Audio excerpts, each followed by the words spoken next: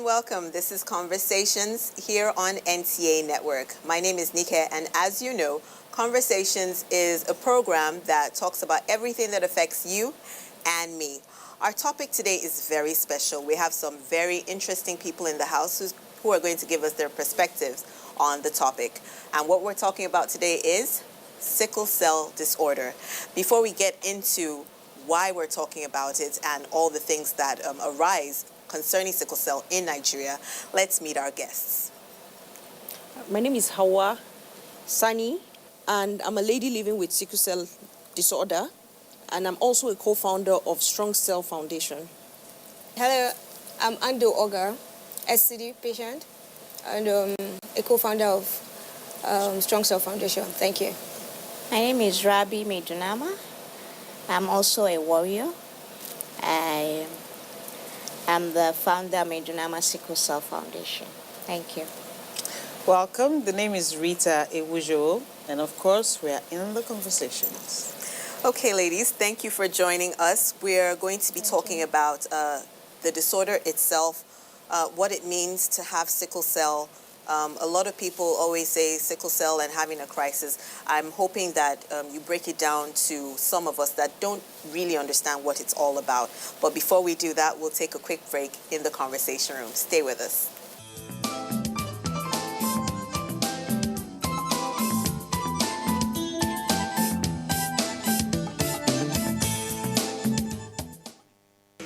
Among the Yorubas, southwest Nigeria, reincarnation is akin the Abiko concept of being born again or coming back to life after death. It is a religious belief devoid of scientific knowledge or fact. However, there are claims that marks made on the body of such children before burial are found on them after rebirth. There are some people they used to call Malomo, and such people, they will say when they come to life and they die, they put marks on some people so they'll be able to recognize them when they come back. So those are the little things I had growing up about Abiko. They don't know what caused it, but they know the child died. And it might be anything. It might range from jaundice to any form of illness that is killing the child as at that time. But I think as at that time, they don't really know what caused it, but the child died. According to the belief of the Yorubas, they believe that the Abikus are a set of children that are demonic, whereas in the true sense of it, most of the Abikus are caused by the parents. One, either by genetic beginning or by lack of care, parental care. These children always die, and we call them Abiku. In recent times, mortality ratios in all ages and situations have reduced drastically due to availability of modern medical facilities and scientific methods. Such phenomenon as Abiku is gradually being eradicated.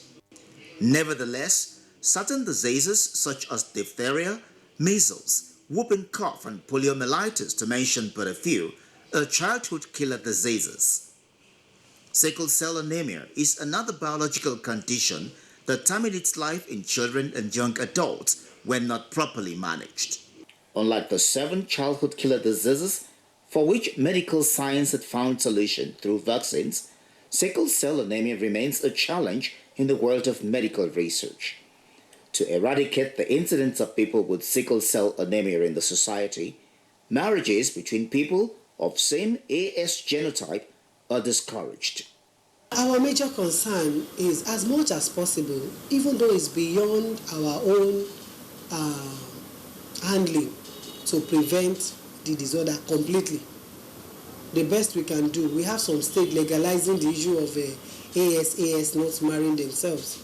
sometimes you may not be able to handle that because emotion and love comes into play. But where we can, avoid it, let us avoid it. Where we cannot, let us take informed decision. Informed decision means that I know my genotype, I am AS. You are also AS or you are SC, and I want to get married to another person with the traits, and I am sure that when we come together, we may, is a probability. It's only God that tells us the final verdict, whether it's going to be SS, because there's a probability of 1 in 4 that is going to be SS. But that 1 in 4 is only God that can determine it. And you see, it is for every pregnancy. Many people just feel that, okay, once you get married, out of 4 pregnancy, only 1 will just be SS and will be okay. Unfortunately, you could be very lucky and all of them will be SS. And there's nothing anybody can do. It's only God that takes that final decision. The concept of Abiko and reincarnation are phenomena of ancient times that remain a mystery yet to be unraveled in modern world. Will the clash among myth, science and reality ever end?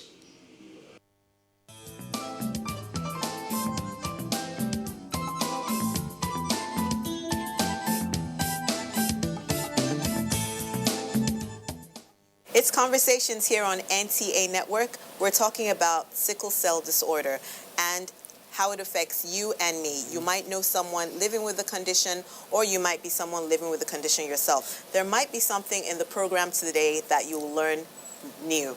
So let me start with Hawa. Can you tell us exactly what a sickle cell disorder is? Okay. Sickle cell disorder is basically a genetic, an inherited disease. Okay. And I say inherited in the sense that it's genetic and you get a gene from both parents. That is, perhaps the parents are both AS, and then there are different variations of it. There's the SC and then there's the SS. So perhaps both parents are AS. For my case, because I'm SS, both parents were AS, and of course they passed the SS gene to me, and so that is how you get it. And it plays in different, it comes out in different ways because you have different, someone living with sickle cell disease is just like any other normal person. Just the difference is that you could have complications and things so-called crises. There are different kinds of crises. There's the vaso-occlusive, which is the very common one, the VOC crisis, in which you have bone pains. It's something that could start suddenly at any time and anywhere, and it could be precipitated by different things. It could be triggered by different things such as extreme cold, extreme heat, perhaps stress, infections, malaria, and things like that. So it's not really, it's a lifelong disease, except you get interventions like the stem cells and the bone marrows, which are new interventions. It's something you have to manage and live a meaningful life with it. Yes, it's something that comes up occasionally, like you have a crisis or you have a complication, like the ulcer, the AVNs, that's the avascular necrosis. A lot of sicklers have that, sickle cell patients have that.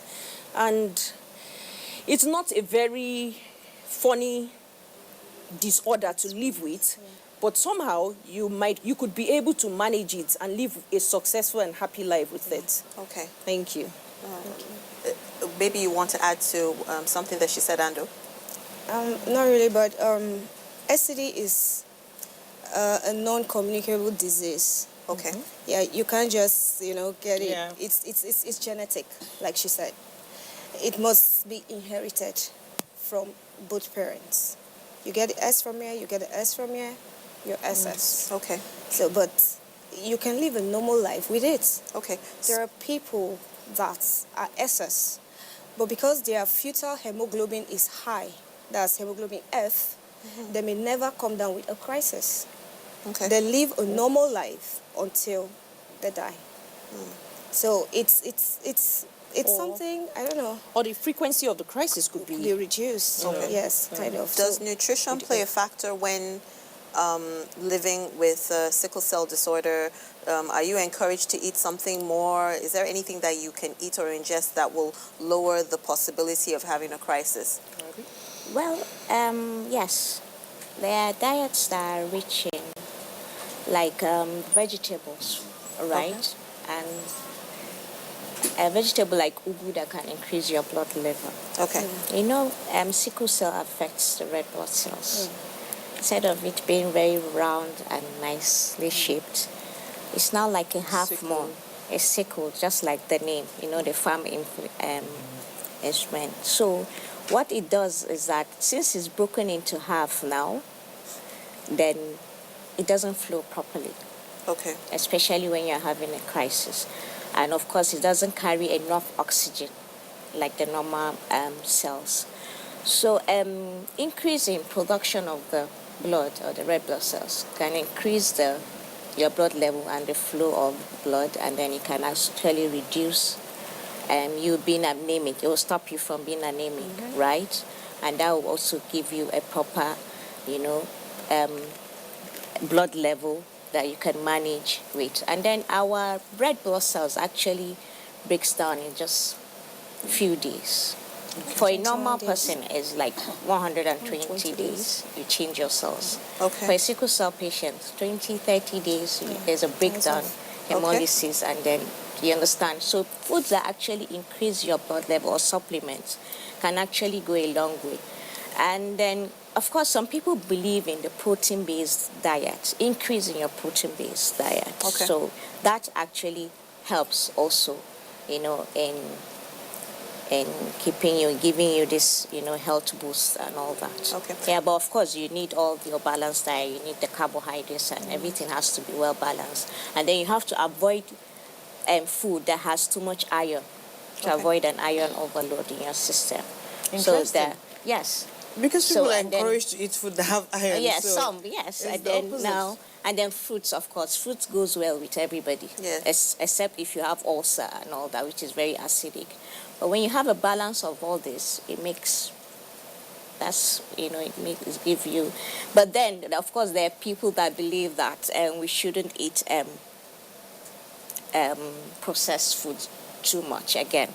You know, Indomie and all those things. So anything natural and all, it goes well with us, I find. Okay. Yeah. Well, this past weekend, there was an event that was organized by the Jephthah Ohiomo High Sickle Cell Foundation. And it was pretty much talking to students because they lost a son who was a warrior. Okay. And the main objective and, you know, focus they had was how to have a future without sickle cell. Now, that's a possibility because if people take the right decision now, hashtag know your type. What's your type? Know your genotype. Exactly. What's your type? If we can ask that question early enough, there is a possibility. You know, what I preach is before, the minute you know you like someone, before that like begets love, know what that person's genotype is. That means you should also know your own. We have adults moving around and they don't know their genotype. Really. Yes, That's true. Sadly, we still have that situation. That's true. So the A first lot. point is people need to get to know their genotypes and be interested in knowing the genotype of people they may like, because first you like somebody and before you know what is happening, the LOVE comes in. Yeah. And I have had a friend, very close friend, who close to getting married had to break up because of AS factor. Of course, that's a big sacrifice to make because they had to think, what will happen if we have kids? You really need to be with a child that is going through crisis for you to know that you don't want to put anybody through that as a parent. Yeah, that's true. And it's not easy for the parent either. I mean, it's a lose-lose situation. So I like that when you introduce yourself, you all mention this or that foundation, meaning you're doing something. How much of awareness in terms of preventive action are you involved? Anybody can go.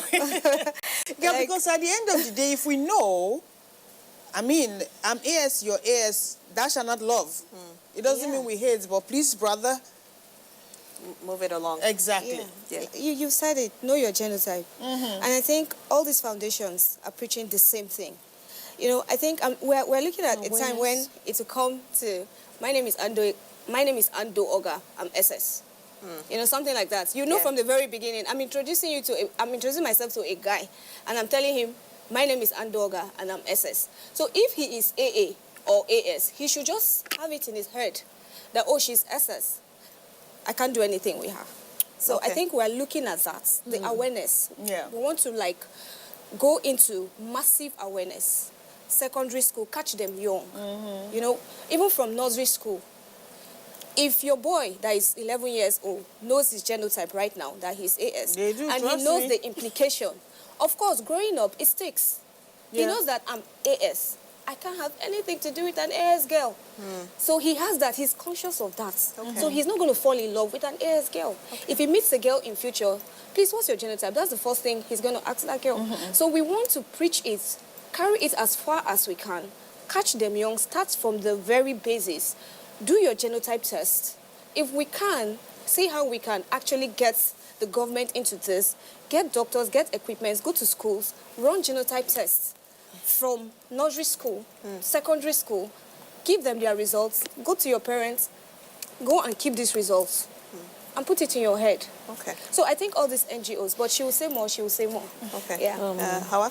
I think Rabi is very, very, she has done quite a lot on that, on know your genotype, genotype testings and that, and that's quite impressive.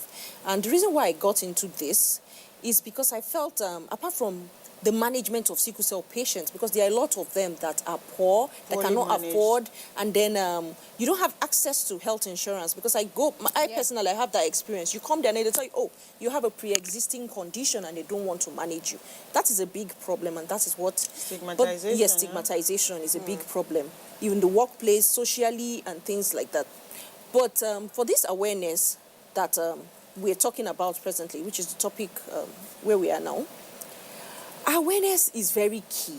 Yes, from secondary school, nursery school, that she said, it's best to know. And then we have situations whereby you have to run those tests repeatedly because you have issues of labs making mistakes, laboratories making mistakes and things like that. So you see, you have to do it like once, twice, thrice before you now confirm, oh, this is the certain one because this is the most consistent result that has come out. Wow. And then make sure you go to standard labs to get these results out. There was this, Sickle Cell Awareness World Day was on the June 19th, and there were a lot of activities centered around sickle cell disorder. There was this trend, this Twitter, this thing that was trending at that time. I've forgotten the name of the handle, but the guy said, instead of asking what kind of car the guy drives or where does he work, what you should be saying is, what is your genotype? That should be the first date question. And I think that should go a long way to stick in the minds of people. Is there are there any no-nos for people living with sickle cell disorder? Are you encouraged to take part in sports, for instance? I'm talking because, there are a lot of teenagers out there, teenagers even watching the program, I don't know what your growing up was like for you, but were there certain things that you were told, you can't really do this, you should do more of this? Yes, for me personally, I was restricted from a lot of physical activities. Okay. Yes, because I know a lot of stress could trigger a crisis for me. So my school, my teachers, my principals had to know that, oh, she's SS, so she should not exert a lot of energy. Okay. So that was there for me. But I still see, like she mentioned in the beginning, people with high fetal hemoglobin, and then we all differ. Then some fall to a lot of crises and then sickle cell complications, while others do not. So there are some SS patients or SC that do sports. That's a pro footballer, a pro soccer that is SC. Yes, there are people like that. So it really varies. You have to know what works for you and understand your body early enough so that you know the limits. Because a lot of running, we have complications like AVN and all that. When you have those kind of things, you can't do physical activities that involve a lot of running and jumping and things like that because it will hurt your hip bone. Do you think we have... For me, my complications have always been the bone, right? A lot of infections and all that. Okay. So as she said, it varies from one patient to the other. Yeah. But generally, let's say about 80% of those, you are not supposed to Not that you can't, you're not Okay. supposed to. Okay. Because of course So you don't you have stress the yourself. oxygen level to put into consideration at first, you know, and of course it can, as long as blood is flowing in your body, there's going to be attack in any part of your body at any time. Okay. So to avoid, you know, going into a crisis, you should limit yourself, or even not. You don't have to, but if you can, you can. I know lots of swimmers, a lot of athletes that do, dancers and all that, Okay. that are, you know, that are warriors. But then you should try and limit yourself too, because the vigorous activities really don't help you in any way. Okay. It will increase. And actually, adding to that, I just want to add a bit about the awareness thing. Okay. Everybody, I believe that in this country, most people, most babies have like blood group reading. Immediately they're like, why can't we have genotype? Immediately. Yes. Do you understand? At Yeah. birth, you know. So that is the first step I think a policy should go into. If you know your blood group, you should know your genotype. Why are we keeping genotype aside? So this is where the government should come in. Immediately a child is born, you have a blood group written. I think as early as that. Or if you go for your vaccine, if you say you cannot detect it at that time, 6 months, 8 months, as you're later, taking your at least vaccination, you're taking your they're vaccine. doing that kind of Okay. test. Very important. That is the first step. So you will avoid all this growing up and getting into issues. Now, concerning the advocacy, you know, as I mentioned, yes, we have gone a long way. Because even for World Sickle Cell Day, we visited lots of schools around the country. We're catching them young. You know, we don't even want to wait for That's universities. wonderful. In the past, we have done universities, higher institutions, and all that. So right now, we're already in the secondary schools, and we're trying that as, you know, we get more support, we'll be able to do that. But there's a problem to that. Unfortunately, parents did not even allow some of the words go through the genotype test. We They don't had want to their wait blood for drawn. permissions. We had to write and keep writing, and it was very unfortunate. For HIV and hepatitis, I believe organizations can actually just go into schools, and for the safety of other patients, the school around allows them to go through cancer tests, HIV tests, But they still to take the avoid. parents' permission. Yes, I know, but to avoid getting other students getting Yes, infected. yes. But for genotype, they never take it serious since it's not contagious, and it has more stigma, to be honest with you, than all these things I'm mentioning. They can't even, some of them could not even bring out themselves. There were lots of warriors in some of the schools we went to. They couldn't come out. They were afraid of the What people will say. media, they were afraid of the teachers, they were afraid of parents, what the people were. There's everything. One told me that she's healed by faith already, so she doesn't want to show her face, which is fine. I love her faith and all that. But she then went ahead to say that even as a warrior, she can never marry, if she was not one, she can never marry one. She can't marry a man that after 1 year he will die. So I'm like, are you dead? The secondary school learner, you know, somebody whose parents have already put it in her that she's been healed already. So they didn't even tell the school authority that this is a condition she has. You know, what if something happens to her along the way? What if she wakes up one day? You can have stroke. You can have so many things. If you don't accept your problem, there's going to be a lot of challenges ahead. So these are the issues we face. This discrimination starts from home. Yes. And it's very unfortunate. Before it gets to school, before it gets to your peer groups, it starts from the parents. And to workplace as well, right? Yes, workplace. This is It's a high- it's even graduation. higher in It workplace. starts from the parents. If Yeah. the parents cannot tell you that this is what your genotype is, this is who you should marry, or this is your SS, don't do this when you go to school. Don't do. If implications. a parent will not tell you or report to the school authority that my child has, you report migraine, you report typhoid, you report every other thing. But sickle cell is still lagging behind.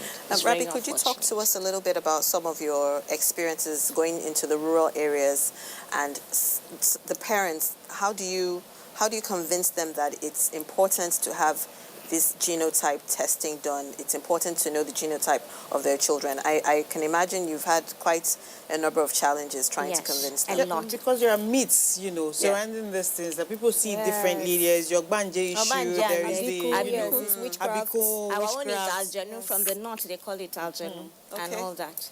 First time there was this experience, I cried because we went to a rural area in Plateau State, and the child was tied with a lot of bamboos on her leg and all that, and she was just left to one side.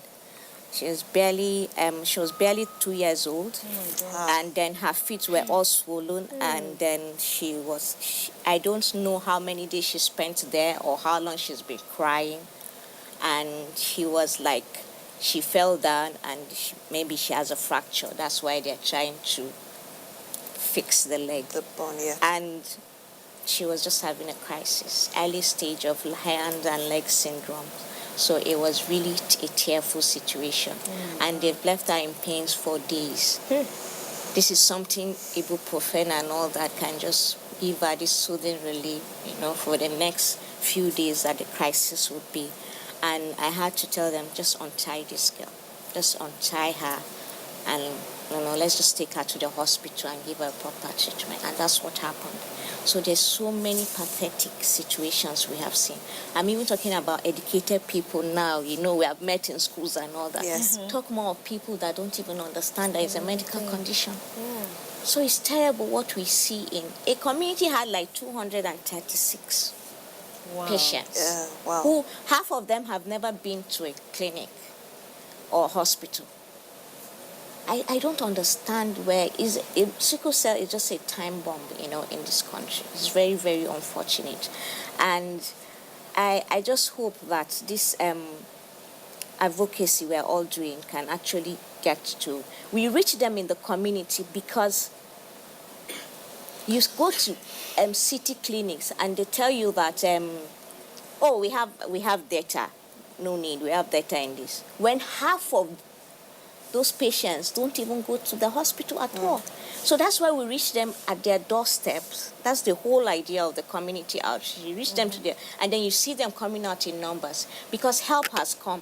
Because nobody is asking them, come and register, buy a card for hospital and all that. So they come out and they listen to you. So that's the whole idea. Half of the patients of sickle cell are not in the hospital. You have mentioned advocacy severally, and I like the sound of that. Is it possible this advocacy at the government end, there can be a situation where sickle cell patients can get free treatment? Is that a possibility? Have you thought of That's part of the that? policy. That's part of the policy. Like the insurance she mentioned about.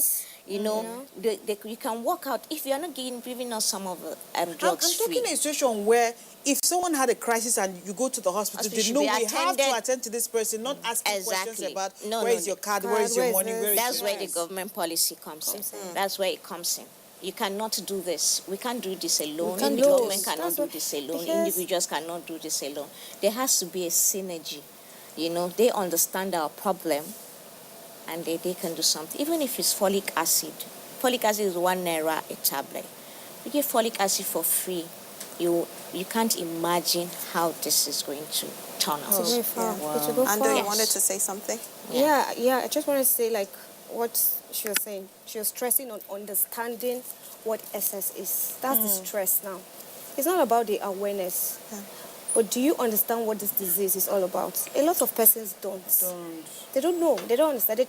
They just look at, okay, SS, okay, they will die. And she will soon die. He will soon die. So let's not care about this child. But that's not it. That's not it. So let's not preach only awareness. Let's look for a situation whereby people will really get to understand that SS, being SS, is not, how will I put it, it's not a death warrant, or how will I put it? You're as normal as every other child. The difference is that your cells are sickled, or your red blood cells are sickled. While the person that is AA, the red blood cells is O-shape. Yes. That's the difference. But then we can still do things like an AA person. We live a normal life like an AA person. We get married, we have children, she's got kids, she's married. So we shouldn't look at it that they will soon die, they are fragile, they can't do some certain things, they are abiku, it's witchcraft from my father's place, from my mother's place. No, that should be the stress. Understanding what sickle cell and how to handle it. Okay. I have a question for all three of you. Okay. If I see someone having a crisis, what should I do? How can I help? First of all, you're alone with the person now. Let's picture that scenario. Yes. How severe is the crisis? Do you have your medications with you?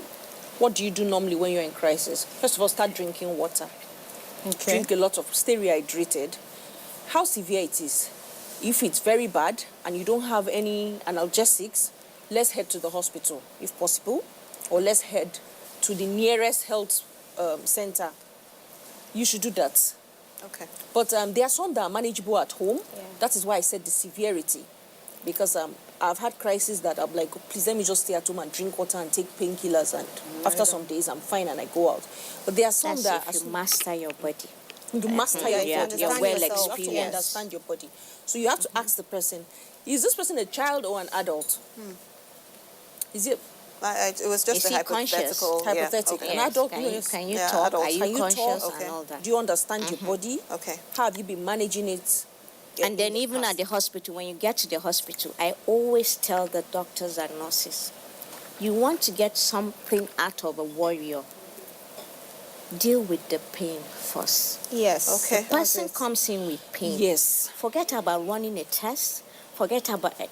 Attack the pain and then make the person sane enough to even communicate with you. Okay. When there is pain, you are getting nothing out of that person. patient. Okay. That's it. I cannot come in crisis and you're asking me to fill a form to write my name. Do you have malaria? When was the last time you treated my... No. Immediately you attack my pain. Get me a fluid running in my vein. Sort out the pain. Then you can start running your tests. Yeah. Run whatever tests you want to run. Malaria, whatever. Communicate with me. But when I'm in pain, you're not getting anything out of me. And how does this treatment start when somebody cannot even communicate with you? That is one thing the health workers, the doctors They and don't- the they don't nurses need understand. to They don't understand. understand But that. because we don't have You have to attack that pain. experts, I'm sorry to say, in sickle cell, GPs attend to us, general practitioners. Yes. Some of them don't really understand the intensity of this. They're dealing with us from what they're reading from books. Okay. And they don't understand. And some even think we're drug addicts, we're this, we're that. So there's no communication, proper relationship between us and the doctors. Wow. You walk in and a nurse will tag you, you're a drug addict already because Yes. you want something to suit your pain. When was the Really? last time you saw me Yes. in your hospital? Why? Because of Wow. the shaking? Yes, the- because my you body? want. Yeah, because you know how want, bad that pain yes, is? that pain is. I just want something to suit my Yes. pain, and this I'm not talking about Panadol We're or talking a about syrup. I'm opioids. talking about an injection that will bring me back Yeah. to reality. Okay. I'm not there with you. I just need you to help me with this pain. So when there's no proper communication between us and those kind of people, this is what we're facing. This is one of the Wow. challenges. Yes. Yeah, so it's not about rushing me to the hospital. In the hospital, I also have a challenge waiting for me. Trying to convince, Exactly, yes. to kill the If pain. you ask me now, I can't remember the last time I've been to the hospital because I rather just sit down at home and I give care of yourself. myself the first aid because I'm not getting the proper treatment in the In the hospital. hospital, yeah. And this is Okay, sad. what this is just saying to it's us true. is that there is need for a whole lot of reorientation. Orientation. Yes, Yeah. understanding And orientation. training, From parents even to for the those in the caregivers, health the sector. caregivers and the Health health sector, sector. yes. Even for those in the Really. health sector. Yes. Yes, I've been in a situation where I was in so much pain, and I walked into the hospital, and I said, look, I'm talking to you as a nurse. I know what's wrong with me. I need painkiller, pentazocine. And I know And what she I looked want. at me. I was like, you're an addict. I was like, how? I'm not an addict. I'm in pain. Do you get? So we have those situations. They don't understand. I swear to you, if you bring don't. this painkiller for any of us now that we are sane, and I will not take pen No, for why would we anything. want to Why take would it? Take it. Wow. We can't allow people who are drug addicts on the street. Now you cannot. Health sectors cannot do that to us. Use people that are drug addicts on the street and then compare them with us and then not give us what we want, because there are people, with or without you cannot control it with sickle cell patients. Control it with people that don't have health issues out there. Don't try to control it with us that need it. So that's the mistake they're doing. If I get addicted, you don't have sickle cell, I have sickle cell. What's your business? I graduate to another level of painkillers. It's not your problem. Yes. It is mine to do. I have a challenge already. Why are you increasing to what I have already? Because this is a drug I'm entitled to have. You are not supposed to control me as an adult now. Yes. That cannot make me an addict because you gave me 1 or 2 doses just because I come to you, then automatically I become an addict. It doesn't work that way. So really, there should be reorientation and some sense should be put into it. You talked about going into rural areas and doing the tests for them there. Yes. How quickly does the result come sometimes out? it takes a day. Sometimes when we do the outreaches, we don't just visit patients and abandon them because we've been there one day and then the next day we're off and we don't. No. There's always a revisit. Okay. So during that, when we take blood samples, because genotype is not an easy, we don't have the instant, like the malaria and typhoid test. It's very expensive. Okay. So we take the blood samples away. But because, of course, we intend to be returning to that community, the next day we are back to the community to reorientate them. To counsel them and tell them that this is what you have. If you have a girlfriend, you have to do this and do that. But of course, for the patients, anybody that has sickle cell, the parents know, they just don't want to accept it sometimes. Okay. So already that we don't even run tests for them. You see them, Yeah, because of course, some are very obvious, because of lack of nutrition, lack of Proper care. Proper care, exactly. Yeah. So you see them, but just to be sure, some of them you rerun the test so that you don't just jump into conclusion. But there's so many you see in crisis already, sitting down there. Yeah. So you rush them. Some you have to take them to the hospital immediately if they don't have clinics. Hans said something about the need to run your test over and over again, and that brought something to mind. I was thinking about a friend that I said had to break up a relationship. Yes. Because she was so sure she was AA. She was very, very sure until the sister of the guy in question that she was supposed to marry said, just go do a test. I know, so just do the test so we don't get into any... And to everybody's surprise, the test turned out to be that she was AS. So how do you manage a situation like that? If we have situations where it is possible for you to actually do your test and it could be that you are being told you are SS when you are not. And sometimes getting the wrong information is psychological, Yeah. The fact, if you tell someone you are HIV positive, they start manifesting some traits, even when they're not. Because the mind is working towards that. So if you tell someone you have this condition and you don't have it, or you don't have this condition and yet you have it, you can never get the proper care that you need. So what are you people doing? Is this something that's within, your foundation activities to make sure you enlighten people to say, look, don't just take it for granted that you've done a test and you know your genotype. Run it over and over again. We always tell them to repeat it. Always tell them. Is there a recommended time span? Always tell them. How Sometimes many in text times? How messages and all At that. least 3 times. You can run it 3 times. 3 times In should a be year? fine. Maybe we should go and do ours again, Nika. She right? could do hers again. When you said 3 times, Yes. 3 times in what time Different, span? different. No, Like like for different me, labs. different Before labs. my wedding, Yes. when I met my husband and we were friends at first, he said he was AS. I told him from the first day we met that I was SS. I've had relationships where I told him that I'm like, I have no intention of marrying an SS person. I've had that. But I told my husband from the beginning that I'm SS, and he was like, no problem, but I'm AS. And I was like, then I guess it can't work. That's what I told him. And I was like, but anyway, we're friends. Maybe you marry one of my friends. Yeah. That's what I told him. So he said, but he still likes me.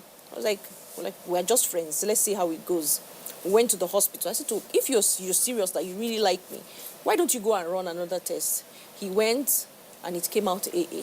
Wow. I was like, I'm not accepting that. Let's go to another place. You said that? Yes. Yeah, you had to We be went to sure. 3 places. We You went to have 3 to. places and it was AA. That was when we were like, okay. Let's start. Yes. So Oh, we wow. always- Because it would be really risky if you're AS and SS, you know. With what We're I'm talking going about through, AS that, and AS that being is not that good. is just Yeah. It's just a no-no. No, but I Yeah. have It's a no-no. friends that are AA, AS, and SS that got But married. you can do the It's not gene. advisable. Yes. Not at all. Oh, they give it But- to love until the baby comes and you see what the child she is going went through. in There's with no love. wisdom. She Okay. went in with wisdom. She took the prenatal testing. Okay. She did that, Okay. and thankfully, her first child was AS. Okay. And she went out. But you have to know that That's test all. is quite expensive. Everything If you have the surrounding money, it is When you say You can do prenatal, that that. means she was already pregnant and Yes, then she took was the already test. pregnant. But I understand there's some procedures that even before before you get pregnant, like gene That's selection. That's the selection. gene selection. Yes. That's then Gene you do selection. the You can do IVF. that. Okay. Before then the pregnancy occurs. Okay. Which is now what you it say- happens outside. You take the A gene and the A gene, do it, Fertilize then it. now Have put a it back normal IVF like process. the normal IVF Okay. process. But all of Then these for are the amniotic expensive. Yeah. tests, And is Yeah, that expensive. available in Nigeria? It should be. it should be here in Abuja. We do Doctor does IVF, it here in so Abuja. Yes, it's possible. available in Of course, Abuja. you pay through your nose, but then if you're ready. Okay. And then some actually get pregnant first, do the amniocentesis, and then abort it, and then keep Yeah, doing it that's over what I and was trying over to- again. So, but how often do you want to be Avoid. aborting a baby? How I strong know are you a woman that has emotionally done it and like 3 financially for times, that? and you see that's what we're trying to avoid. Don't even go Don't into even it. go there. Yeah. It's- Don't. Just it's best you avoid it. Because you see some people who go into it and then they start beclouding their minds and saying, faith would handle this for me, faith will handle this for me. Yeah. And then you give birth to your first child and he or And then she the is biology SS. didn't actually teach us well. Biology just said 1 out of The 4. four. You know that equation? And It's no, wrong. It's 25% it is- chances yes, for each child. for it's each wrong child. for you to tell people that really don't understand it. You know, even for everybody that is knowledgeable, this is not it. For every pregnancy is a fresh chance. Do you understand? It's better you tell them that each pregnancy comes with a fresh chance. It's like having a boy or a girl child. Okay. Do you understand? Yeah. I can have, a lady can have 3 SS at a stretch. Yes. Yeah. Yes, you can have all the 3 AS. But you have to be cautious with each pregnancy. There's a fresh chance of either having the AA, the AS, or the SS. It comes like that. Don't say because, yes, I've given birth to 1 now, and she's not like that. My mother had 1 out of 3. 1 out of 3. So not everyone works like that. One can have all 3. One can have 1 out of 2. You can have 2 out of 3. It all depends. My Yes, TV it's true. repair guy, You know? and I mean a TV repair guy, so you know his income level, had 4 SS children. Oh my God. 4. I know. And he lost 2. I know a man that has 7 from both wives. Oh my word. Went to a community and he brought 7. And at that time, I was like, look, I don't know where to start from. I don't know where to help you, really, because it was just a pathetic case. How did you have 7? He says he has 2 wives. I'm like, okay, where do we start from with this one? How do we Wow. support your foundations? How do you get support for your foundations? Do you start writing to individuals, well-meaning individuals, wealthy individuals, philanthropists? How do you fund going out into the rural areas to do what you do? Because you need money. You just said it all. Yeah. You're right. Keep Right. writing. Individuals. And Corporate organizations. bodies. Organizations, corporate Anybody. bodies. That's all. It's open to all. Anybody can help. So we just keep writing and writing and writing until somebody answers us. Okay, I want to support this community, my community. We encourage them to support their own community. Okay. Yes. And that has actually helped in a way. Okay. You know, if you are a philanthropist and you have a community and support your people. We cannot take one fund from Kano State and go and work in Kaduna or somewhere. So, but if we have a random support coming in, we can do it anywhere we choose to. But then, that's how it is. It's very difficult. I'm not saying it's easy or we actually get the support. If we get support, we have been doing these outreaches every week or even every day. But because the support is not forthcoming, maybe once a month, anytime we get, we do it. Are you able to reach out to parents? Do they listen to you because you're a warrior yourself? Yes. Is it easier for them I to think relate so. with you? It's very easy. Because Like, you know exactly it's what easier. Yes. for they're Strong going Cell, through. we just had a It's program. easier. When was that? On We the had the 26th. program on the 26th. You know, we're This just coming. Wednesday. We're just new. Okay. Strong Cell. We just unveiled Strong Cell on the 26th. Okay. And what caught our attention was the caregivers, the parents. There were so many. They sat down. They paid attention. Why? Because we were both SS. So you get the attention because you're one.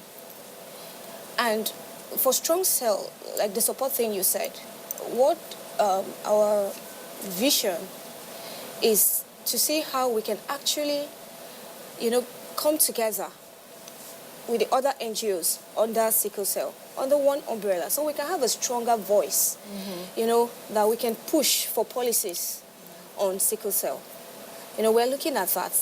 So government can really come in and look into Sickle Cell, because Sickle Cell is, no matter how we want to say it, it's ravaging our country. We have the highest number in Nigeria as it stands right now. The thing is, It cuts across. one out of 4 Nigerians now is either AS, a carrier, or a sickle cell patient. Okay. We are 3 already, and we have a population of, I don't know how many in this room. Yeah. And these 3 has covered whatever percentage that is. So if you have 1 out of 4, 25% of the population are affected. And so this is a time bomb. I tell you, if we run a test of 10 and 20, this is reality check. It's not something that we're assuming. We have done this several times. You run a test, 50 people, you find out you have 1 out of that 4. If it's 10 people, you will see that you have 3 already in that 10, 2 or 3 in that 10. It's reality check. I have read about possible cure. I'm putting that in parentheses. In form of, is this stem cell and then Bone marrow transplant? How feasible is that? I know it is very, very expensive. Yeah. But how feasible is it? Well, like we've been saying, if the government can come in and help, it's very feasible. I think we have a patron that told us about his son here in Nigeria. We know him very well. Okay. He was SS, and he had the stem cell transplant, and he's doing fantastically well.